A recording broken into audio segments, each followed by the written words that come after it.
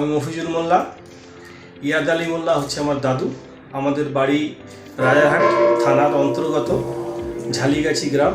আমার দাদু খুবই অসুস্থ ছিল, তার ফুসফুসের সমস্যা ছিল, ইনফেকশান এবং কিডনিরও প্রবলেম ছিল। তা দেখা যাচ্ছিল পজিশান খুবই খারাপ ছিল। তো আমরা প্রথমে কলকাতা হার্ট ক্লিনিকে নিয়ে যাই, ওখানে 2 দিন ছিল। থাকার পরে ওখান থেকে আমরা রেফার নিলাম, নিয়ে আমরা কেষ্টপুর গুডেক্স নার্সিংহোমে আসি। এখানে এসে ডক্টর জসওয়াল, শিবম জসওয়ালের আন্ডারে ভর্তি হওয়ার পরে আমরা 2 দিন পর থেকে দেখছি আমাদের পেশেন্টের রিকভারি হতে শুরু হয়েছে। উনি আমাদেরকে কথা দিয়েছিল খুব তাড়াতাড়ি রিকভারি হয়ে যাবে, সেহেতু আমরা এখানে 23 তারিখে অ্যাডমিট করি। আজকের ডেট হচ্ছে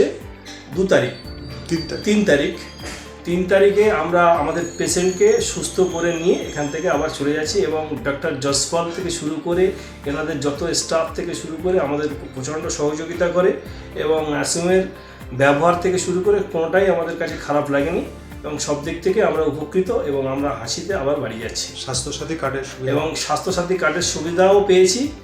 মমতা ব্যানার্জি যে স্বাস্থ্যসাথী কার্ড আছে তার থেকেও আমরা কিছু অনেকটাই সুবিধা পেয়েছি। তার জন্য আমি আমাদের মুখ্যমন্ত্রীর কাছে জোড়হাত করে কৃতজ্ঞতা জানাই যে আমাদের মতন আরও গরিব মানুষ যারা আছে তাদেরকেও যাতে স্বাস্থ্যসাথীর আন্ডারে আনা হোক এবং তাদেরকে বোঝানো যাক স্বাস্থ্যসাথী কতটা ভ্যালু, এবং তাদের অনেকটাই উপকৃত হবে, তাতে আমরাও উপকৃত, সবাই উপকৃত।